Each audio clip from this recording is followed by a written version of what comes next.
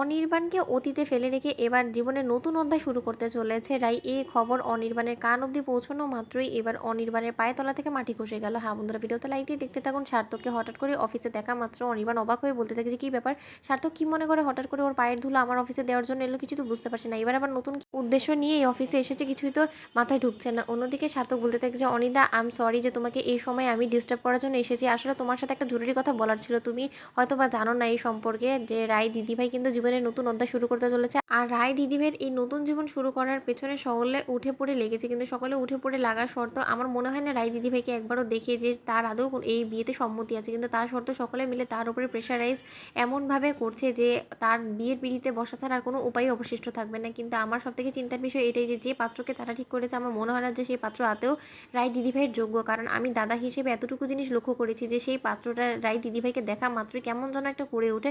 সে কেমন যেন একটা অদ্ভুত ব্যবহার করে রায় দিদিভাইয়ের প্রতি। আর কেন জানি না আমার এটা মনে হয় যে সে হয়তোবা একটু মারমুখী হবে রায় দিদিভাইয়ের প্রতি। সে রায় দিদিভাইয়ের কাছে যতই ভালো মানুষ সাজার চেষ্টা করুক না কেন, কিন্তু সে আসল জীবনে যথেষ্ট পরিমাণে নিকৃষ্ট প্রজাতির একটা মানুষ। আর সেই জিনিসটা আমি খুব ভালো করে খোঁজখবর নিয়ে জানতে পেরেছি, কিন্তু তার সত্ত্বেও এই জিনিসটা কোনোভাবেই আমি আমার শাশুড়ি মায়ের কানে তোলা সত্ত্বেও সে বোঝার চেষ্টা করছে না। সে ক্রমাগতভাবে সেই ছেলেটার কাছে যত শীঘ্রই সম্ভব রায় দিদিভাইকে তুলে দেওয়ার সিদ্ধান্ত নিয়েছে। এখন আমি এই জিনিসটা কী করে আটকাবো সেটাই আমার মাথায় ঢুকছে না। তখন অনির্বাণ বলতে থাকে যে কিন্তু আমার কাছে এখানে কেন এই কথা বলার জন্য তুমি এসেছো সেটাই তো আমি বুঝতে পারছি না। হাজার হোক রাইয়ের এটা লাইফ, আর রাই নিশ্চয়ই যথেষ্ট পরিমাণে বুঝদার মানুষ। ওর যদি ঠিক বলে মনে হয় তাহলে ওর জীবনে এগিয়ে যাবে, তাতে আমার কি বলো তো।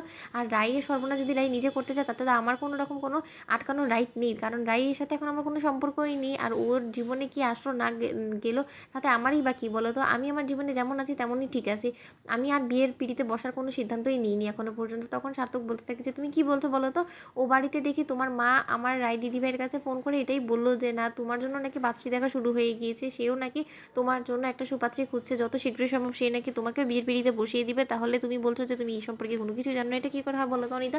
তখন অনির্বাণ বলতে থাকে যে যাকে তুমি সেসব কিছু বাদ দাও, তুমি আমাকে বলো তো যে রায়ের জন্য যে ছেলেটাকে ঠিক করা হয়েছে সেই ছেলেটা যে একদমই রায়ের অযোগ্য, সেই জিনিসটা তুমি কি করে জানতে পারলে। তখন সার্থক বলতে থাকে যে সেই বিষয় তো তোমার সাথে বলার জন্য এখানে এসেছে। আসলে আমি এই কথাগুলো কার কাছে বলবো, কার কাছে বললে কাজে দিবে সেটাই বুঝতে পারছিলাম। পরে তোমার কথা হঠাৎ করে মাথায় ক্লিক করলো, তার জন্যই এখানে আসলাম। আসলে আমি রায় দিদিভাইয়ের কাছ থেকে যখন সেই ছেলে সম্পর্কে জানতে পেরেছি, সেই ছেলের ব্যাপারে আমি খোঁজখবর নেওয়া মাত্রই জানতে পেরেছি সে যথেষ্ট পরিমাণে নেশাগ্রস্ত অবস্থায় রাত বিরাতে সে অদ্ভুত অদ্ভুত আচরণ করতে থাকে। সে বেধড়ক মারধরও করে, রাস্তায় গুন্ডামিও করতে থাকে। এরকম একটা মানুষের কাছে কী করে আমার শাশুড়ি মা যে রায় দিদিভাইকে বিয়ে দেওয়ার জন্য রাজি হলো সেটাই আমি বুঝতে পারছি না। কিন্তু এতটুকু জানতে পেরেছি সে নাকি যথেষ্ট পরিমাণে ক্ষমতাশীল একজন মানুষ, আর তার নাকি যথেষ্ট পরিমাণে অর্থ আছে। হয়তোবা সেই অর্থের লোভে পড়েই রায় দিদিভাই রাজি হয়ে গিয়েছে। তখন অনির্বাণ বলতে থাকে যে রাই সেরকমটা মোটেও করবে না অর্থের লোভে পড়ে। তো বন্ধুরা, ভিডিওটি ভালো লাগলে লাইক এবং শেয়ার করে সাবস্ক্রাইব করতে ভুলো না।